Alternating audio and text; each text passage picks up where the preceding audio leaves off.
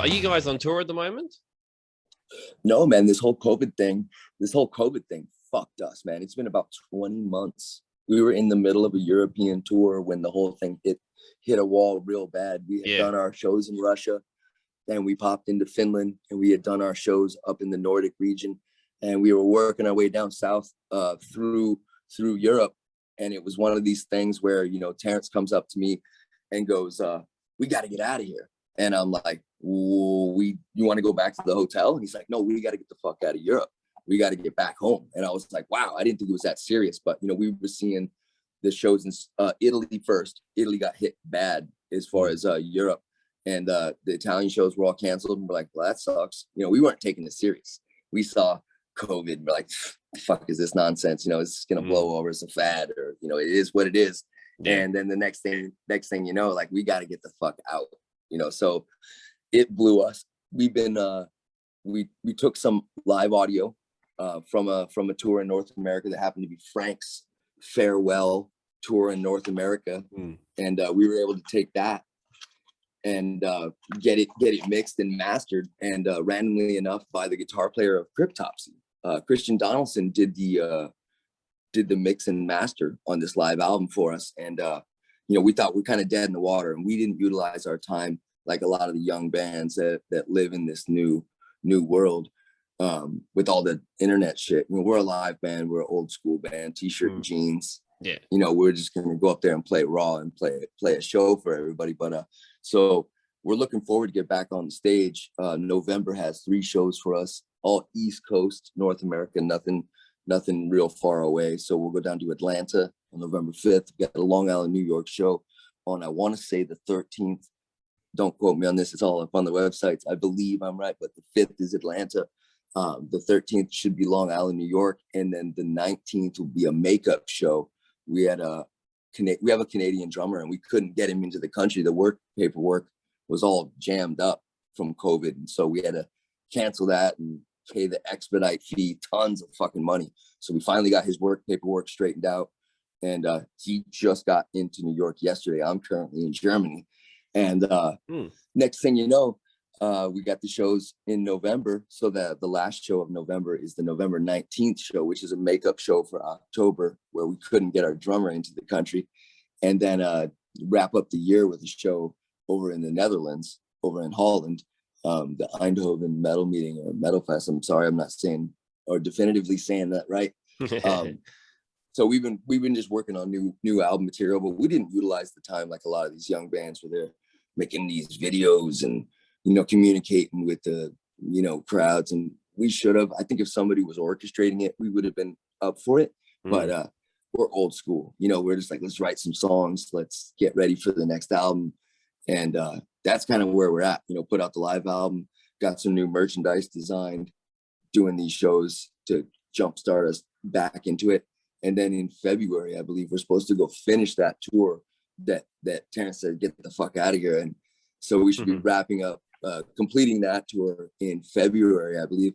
And then record the new album should be the goal, you know, finish the writing all the way up through that and get this new album tracked and released. And hopefully Australia opens back up. We had a tour for 2021 that was, you know, being completely booked in Australia. And at the end of the day, when we got it all right, the promoters and the agents got it all right, they try to look at plane tickets and look into the details of work paperwork, you know, working visas and stuff like that.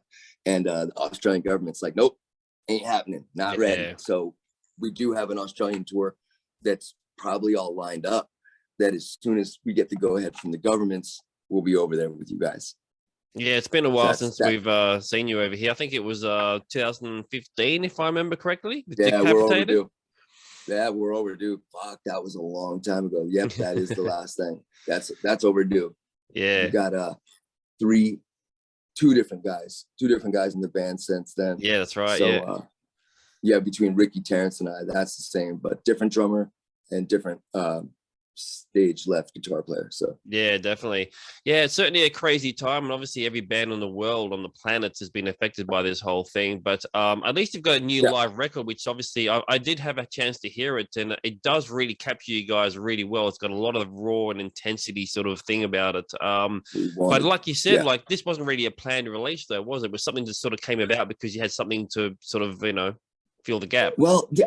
The idea, the last live album was my idea, the live 2005 thing. And, you know, we were going everywhere. And I had said to Mike Smith, hey, if I can get some, you know, traveling recording equipment, which the way we did that compared to the way we did this is such a better plan than that. That one we were dragging around like a 2-track recorder and getting the stereo feed off the board. So there was nothing after the fact you could really do except maybe master. And, you know, it is what it is. It was a live representation of what the band was at that given moment.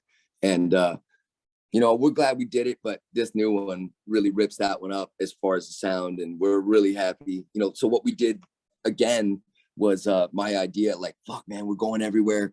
You know, what if we can get some traveling recording equipment and, you know, record a whole tour?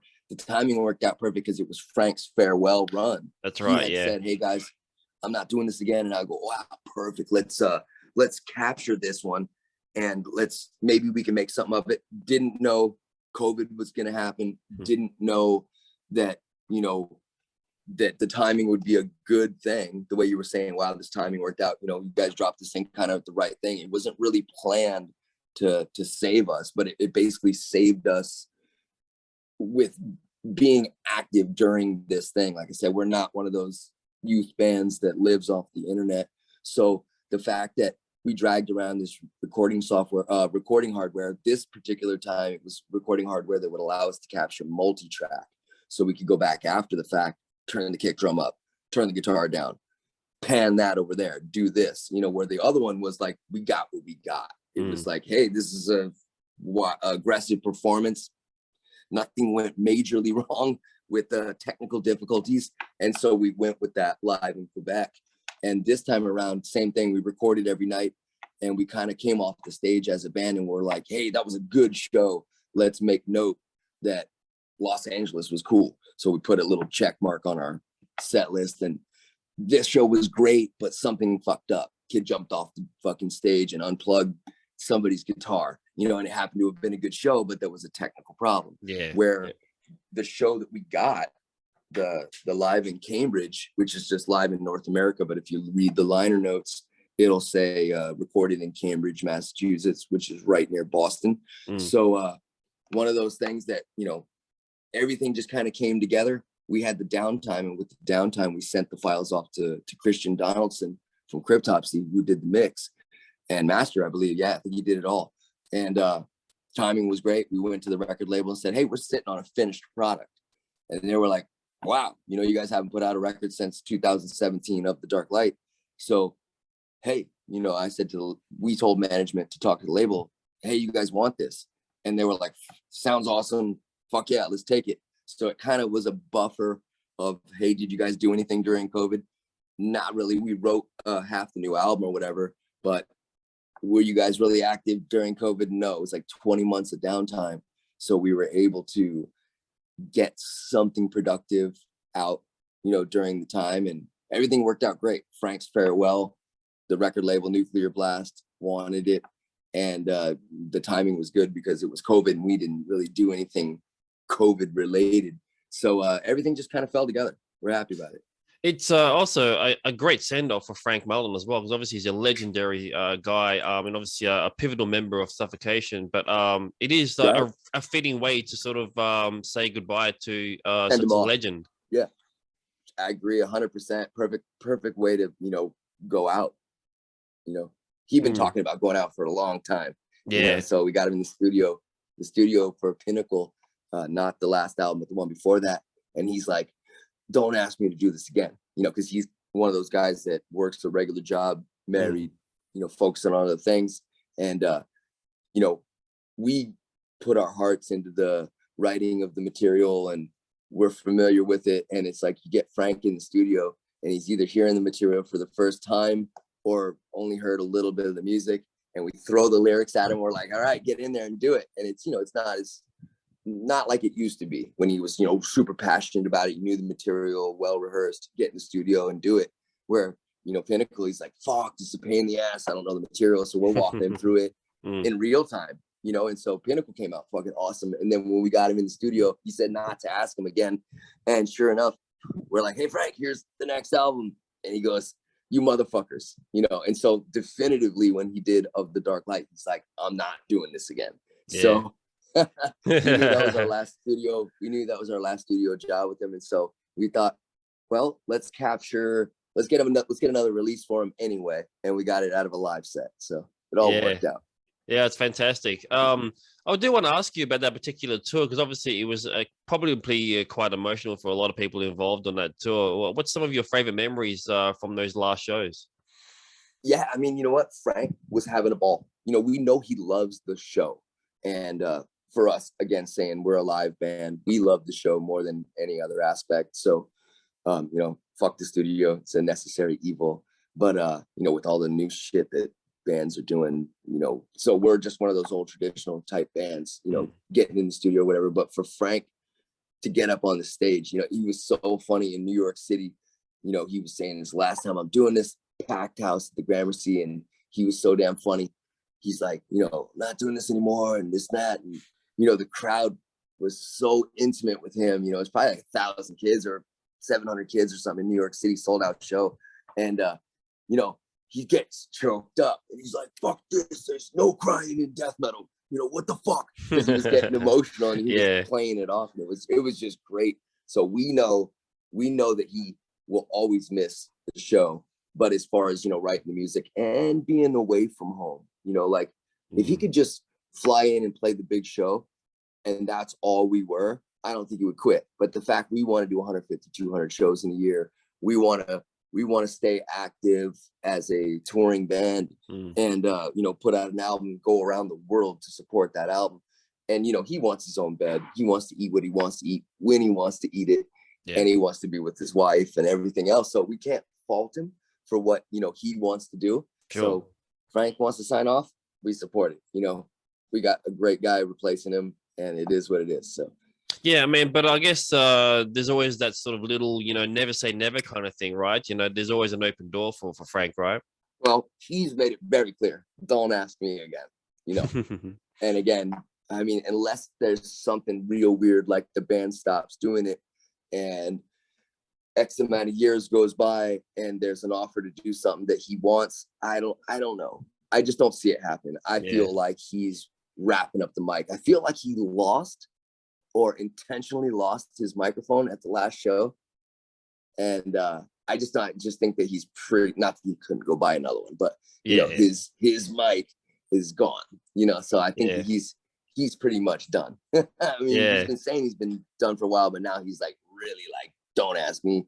That's You've already asked me again when I said don't ask me. So we just really don't see him doing it, you know. But yeah, fair enough. It's what it is. You know, he got a great run. He had a 30-year run, you know, so not a long time, definitely. Yeah. Now you mentioned just earlier that you were working on some new materials. So what's the latest on that? And do you think it'll come out in 2022? Yes, I do. I think half the material or more than half the material is done. With the drummer, we've been playing through about half of it, and I'm guessing. I mean, we don't have a title for it, and we do have a lot of the theme or the lyrical content could be kind of theme oriented. So having not named it, having not completed the writing of it, it will be a 2022 release. You know, we took plenty of time since the last album. You know, it's funny because in the early days, it was like every other year, Suffocation would drop, you know, 91, 93, 95, and then a little longer, 98. And then when the band got back together, it was like starting to be kind of like that, you know, 2004, 2007. And I don't remember 2011. I forget what happened, but it's gapping now. You know, it used to be a year and a half.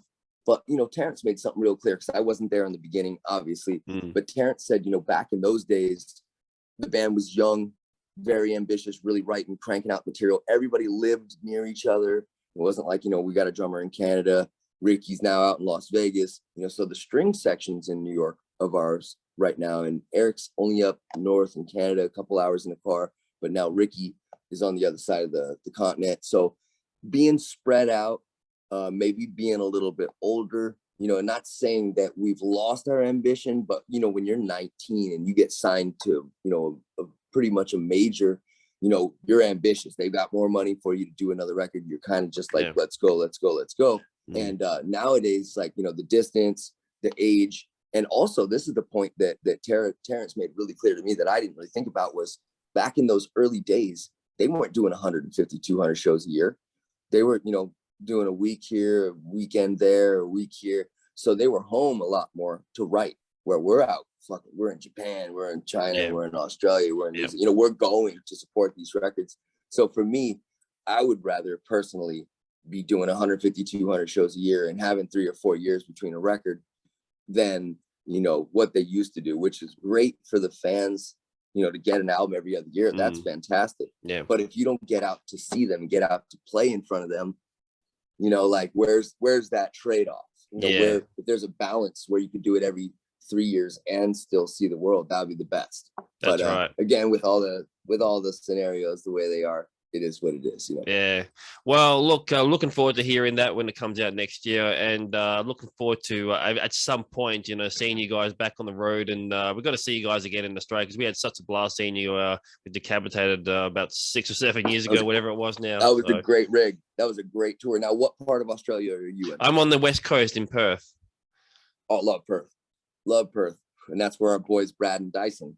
That's right. Yeah, when we would fly in to do those early tours, we would stay with them. Perth's awesome. People are great. The fucking weather's great. I'm originally from Southern California, so it reminded me, you know, Southwest and sun and beach. It was very much like the Southwest part of North America in San Diego. Yeah, so a lot of people say that. They all say that Perth is sort of like the California of, you know, correct, Australia. That's exactly how I feel. Yeah, whether or not, you know, I mean, I've seen and done, you know, everything from, I guess there's 5 majors. What is it? Perth, Adelaide, Sydney, Brisbane, and Melbourne. Yeah, that's it. That's right. Yeah.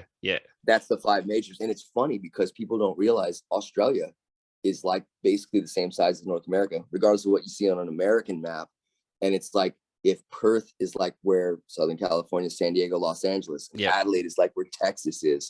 And I don't know which one is like where Florida would be. And then the other one's like where, you know, Washington, D.C., and then the other one like New York City. So it's kind of like, it's interesting that all of our Midwest, in as far as being relative to Australia, there's not a lot of like big cities like where we would have Detroit. You know, you guys have desert. You know, you guys have kangaroos and crazy, you know, dry desert land, but no major big cities, right? No major cities. It's a lot of big gaps in between the cities, unlike in the US where it's a little bit more sort of filled in, I guess. Right. Well, I guess it's kind of weather permitting, right? Because isn't it really hot? Yeah, stupid kind of weather, but also just the population density is just very, we're only got 25 million people overall, you know, so people are kind of spread on the coast side of things, you know, rather than the inland. Sure. Yeah, you're lined around that outer part. Yeah, exactly. Yeah. Love it down there. We had something lined up to go over there, and I don't know if it was this interview or the last one I was doing, but we're completely lined up to do an Australian tour. And right before we were about to jump on it for 2021, they're like, the governments are not letting any non-Australians in. So as soon as they lift that, we'll be back over there. We can't wait. We love playing in Australia.